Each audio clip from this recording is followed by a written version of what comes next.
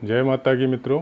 पिछले ऑडियो में मैंने पहले भाव से लेके 6 भाव तक का बात किया था कि भावों का फल क्या क्या होता है और उसके कारक ग्रह कौन कौन से हैं। आज हम लोग आगे बढ़ेंगे। जो भी ये ऑडियो फर्स्ट सुन रहे हैं वो पहले वाला ऑडियो सुन ले, नहीं तो उनका वो समझ में नहीं आएगा। अगर आप सीरियली सुनेंगे तब आपके समझ में भी आएगा और आप अच्छे से सीख भी सकेंगे। तो आज बात करते हैं सप्तम भाव की। सप्तम भाव जैसे बोला जाता है पति या पत्नी का, उससे कनेक्टेड है काम, चिंता, विवाह, जनेंद्रियों का रोग वगैरह, व्यापार का भी इसमें रहता है, और यात्रा, पदोन्नति, पद प्राप्ति, घरेलू झगड़े पति पत्नी के बीच में जो होते हैं, भौतिक सुखों का जो भी आनंद या नहीं होना चाहिए या नहीं होना चाहिए, जातक के विलासिता का विचार भी इसी से किया जाता है। दैनिक रोजगार, किसी का रोजगार जैसे क्रय विक्रय का है, दुकान वगैरह है, तो वो कैसे चलेगा, वैसा कोई बिजनेस है जिसमें दैनिक इनकम और हानि लाभ आपको होता है, उसका विचार भी इसी से होता है। पेट के नीचे लाइक गुप्त रोग वगैरह, ये सब भी इसी से देखा जाता है, और कुछ कर्जा वगैरह का भी इससे देखा जाता है। आपकी क्या क्या इच्छाएं हैं, बिजनेस में पार्टनरशिप वगैरह, ये सप्तम भाव से ही देखा जाता है। और जैसे कि सप्तम भाव का कारक शुक्र है, तो अगर आपको सप्तम भाव का फल देखना है तो शुक्र का भी साथ में देखिएगा। और मेरा एक विचार है, कुछ ज्योतिषियों ने भी लिखा है इसके बारे में, कि अगर मेल कुंडली हो तो आप कारक शुक्र को माने, और अगर फीमेल कुंडली हो तो कारक गुरु को माने। उसी से आपको पता चलेगा कि सप्तम भाव का कारक गुरु से अगर कैसा, कौन सा ग्रह कैसे बैठा है, तो उसी से पता चलेगा कि पत्नी कैसी होगी या पति कैसा होगा, पैसे वाला होगा, धनवान होगा, गरीब होगा, उसका दिमाग, उसका हेल्थ, ये सब गुरु से भी विचार करें कि गुरु कहाँ बैठा है और उससे कौन कौन से ग्रह कौन से अंश पे कहाँ क्या बैठे हैं। आगे बढ़ते हैं। अष्टम भाव। अष्टम भाव से आयु का, जीवन मरण, मृत्यु का कारण, कष्टों का होना, नहीं होना, मानसिक चिंता, समुद्री यात्राएं भी इसी से देखी जाती है। वसीयत में आदमी को कुछ अपने पूर्वजों से मिलेगा या नहीं मिलेगा, या दूसरों से मिल सकता है। कोई भूल गया आप कोई चीज़, तो उसका स्मरण आपको वापस होगा कि नहीं होगा। जैसे कोई एक्सीडेंट हुआ और उसमें याददाश्ती चली गई, तो उसका भी वापस ठीक होगा कि नहीं होगा। कोई किसी से लड़ाई झगड़ा हो रहा है, उसमें आपका हार होगा ना जीत होगा। और दुर्गम स्थानों की यात्रा, लंबी लंबी यात्राएं या ट्रांसफर, विदेश जाना, कोई आदमी आपका घर छोड़ के चला गया, वो वापस आएगा कि नहीं आएगा।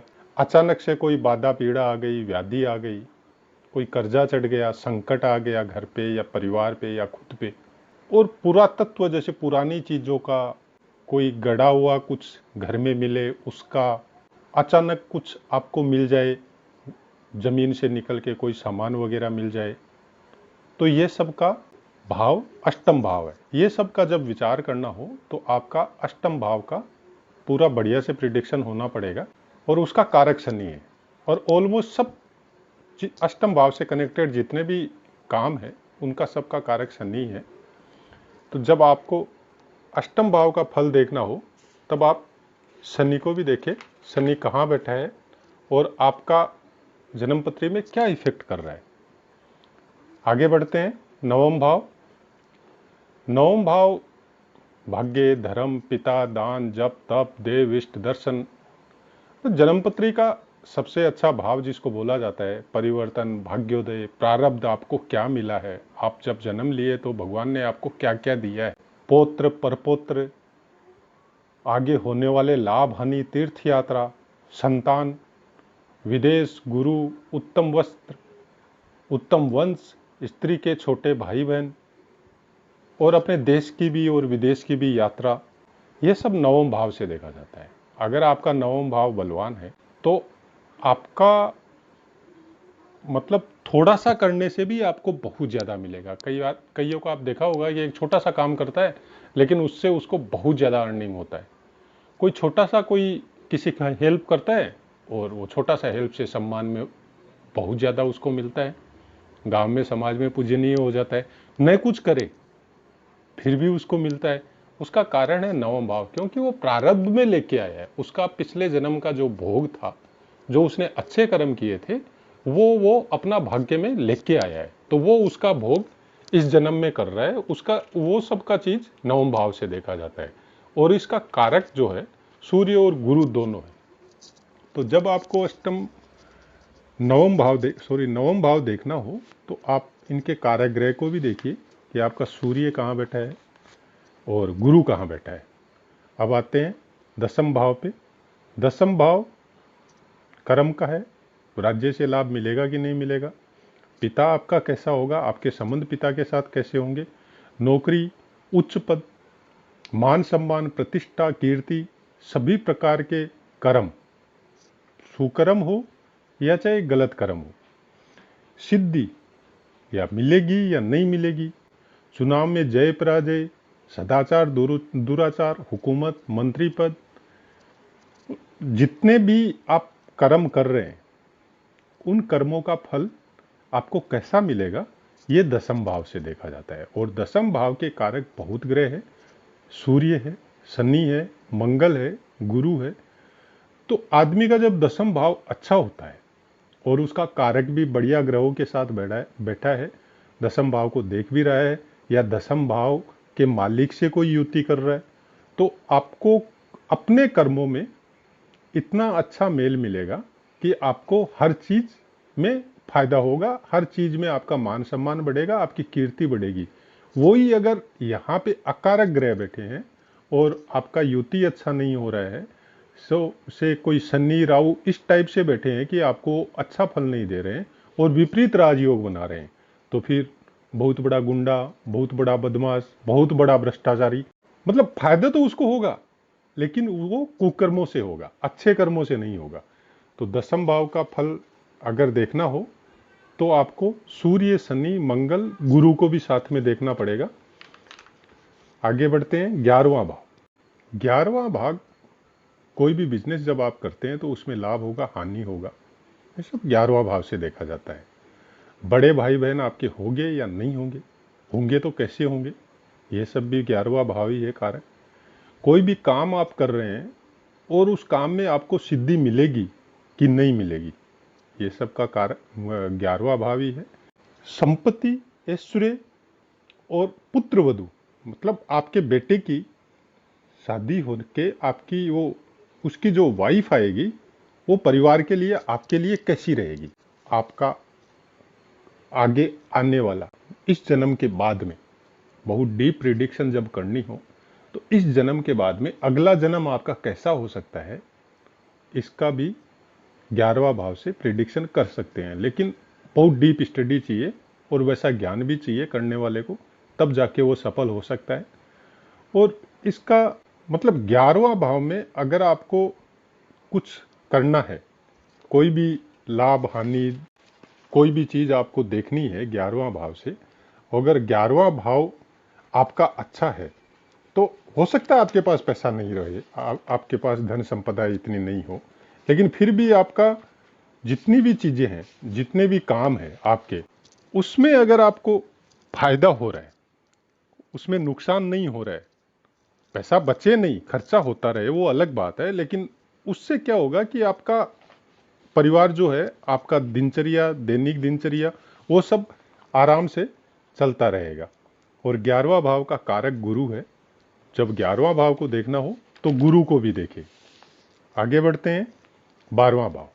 12वां भाव व्यय है, मतलब जो कमाया, जो भी कमाया आपने, धर्म हो, पैसा हो, सद्बुद्धि हो, उसका व्यय है। मतलब जहाँ तक पहला भाव जहाँ तक खुद है और उसका व्यय जो है, पहले भाव का व्यय जो है वो 12वां भाव है। मतलब आपका शरीर कैसे धीरे धीरे खत्म होगा, आपकी बुद्धि कैसे धीरे धीरे खत्म होगी, आपका धन कैसे धीरे धीरे खत्म होगा, उसको 12वां भाव से देखा जाता है। अगर वो अच्छा है, शुभ है, तो आप सदकार्यों में अपने शरीर की एनर्जी वेस्ट करेंगे, सदकार्यों में अपना धन वेस्ट करेंगे, लोगों का भलाई के लिए आप अपना दिमाग भी लगाएंगे, पैसा भी लगाएंगे, शरीर भी लगाएंगे, और लास्ट में आपको मोक्ष की प्राप्ति होगी। ये 12वां भाव से ही देखा जाता है। कंजूस होगा न खुले दिल का होगा, शत्रुओं का नाश या शत्रु ज्यादा होना, व्यसन या दुर्व्यसन आपको क्या है, रोग होगा कि नहीं होगा, होगा तो ठीक होगा या नहीं होगा। कारागार भी इसमें इसी से देखा जाता है कि आपने कोई अपराध किया, उसका दंड आपको जेल मिला और मिला, तो ये सब भी इसी से देखा जाता है। अपहरण, भोग विलास, दुख, पैर का तकलीफ। 12वां भाव में अगर अकारक ग्रह बैठे तो चुगलखोर भी होता है आदमी। आजकल चुगलखोर तो 99% आदमी होता है, क्योंकि हम लोग खुद ही देखते हैं कि हम लोग जब 4 आदमी बैठे रहते हैं तो 5वें की बात करते हैं, जब 5वां आता है और एक तीसरा निकल के चला जाता है तो सब चारों मिलके उस तीसरे की बात करते हैं। तो ये कोई इतना बड़ा कोई दोष नहीं है। दरिद्रता, पाप, संयन सुख, मतलब आपको आराम का जिंदगी, आराम से आपका जीवन कट सके। शयन सुख का मतलब यही होता है कि आराम से आपका जीवन कट सके और आप आराम से अपना जीवन को आगे बढ़ा के और लास्ट में आप प्रभु का नाम लेते लेते निकल जाए, ये शयन सुख का मतलब हुआ। विदेश, आप परमानेंटली विदेश में रहेंगे या नहीं रहेंगे, मतलब इसमें जो ग्रह बैठते हैं, अगर योग कारक है तो आदमी ज्योतिष शास्त्र, वैदिक शास्त्र के हिसाब से उस समय विदेश जैसा कोई चीज नहीं था। उस समय लिखा हुआ था कि घर से बहुत दूर जाके उसका उन्नति होगा, प्रोग्रेस होगा। और आज हम लोग उसको विदेश बोलने लग गए। घर से बहुत दूर मतलब 5, 7, 10 हजार किलोमीटर दूर भी हो सकता है, या 1000-1500 किलोमीटर भी दूर हो सकता है। तो बहुत दूर लिखा हुआ है वहां पे, कोई विदेश या वो वैसा कुछ नहीं लिखा हुआ है कि वो कोई अमेरिका जाएगा या फ्रांस जाएगा, वैसा कुछ नहीं है वैदिक ज्योतिष शास्त्र में। यहाँ पे कारक ग्रह बैठे होने की वजह से आदमी अपना जहाँ पे उसका जन्म होता है उससे बहुत दूर जाके उसका उन्नति होता है। उसका कर्म क्षेत्र उसका जन्म स्थान से बहुत दूर होता है। और इसका कारक शनि को बताया गया है कि आपको जब देखना हो 12वां भाव कैसा रहेगा आपका जीवन में, तो आप शनि को भी देखें। कुछ कुछ विद्वानों के मतानुसार 12वां घर में राहु भी अच्छा या बुरा दोनों फल दे सकता है। तो राहु को भी उस समय देखें कि राहु कहाँ बैठा है और आपको क्या फल दे रहा है। और अगर आपको विदेश जाना है या इससे संबंधित कोई काम करना है तो गोचर में राहु आपका कैसा चल रहा है उसको भी देखें। तो ये 12 भाव के मैंने बता दिए कि 12 भाव से आप क्या क्या देख सकते हैं, और इनके कारक ग्रह जो है उनको भी बता दिया है कि कारक, अगर जिस भाव को आपको देखना हो उसके कारक ग्रह जो है उनको भी देखें, तब जाके उस भाव का प्रिडिक्शन आप अच्छा से कर सकेंगे। आने वाले ऑडियो में हम लोग राशियों की बात करेंगे कि इनमें राशियां बैठाते हैं तो राशियों का अपना एक स्वभाव होता है, उनकी अपनी अलग से भावों की तरह उनकी भी अपनी अलग प्रिडिक्शन होती है, फिर उनको इसके अंदर भावों के अंदर मिक्स किया जाता है, तब पता चलता है कि इसका क्या फल हो सकता है। तो वो चीज़ हम लोग आगे डिस्कस करेंगे। आप लोग जो भी देख रहे हैं आप सीरियली देखें। पार्ट 1 लेसन 1 को पहले देखें, लेसन 2 को बाद में देखें। और भी जब मैंने शुरू किया था इस चैनल को, क्यों शुरू किया था, क्या थॉट आया था, आदमी के अंदर एक थॉट ही आता है और उसकी वजह से काम आगे बढ़ता है। तो क्यों मैंने शुरू किया, क्या मेरे को थॉट आया, तो उसमें 8-9 ऑडियो मैंने पहले से डाले हुए हैं, तो उनको भी समय मिले तो सुने। जय माता की मित्रों।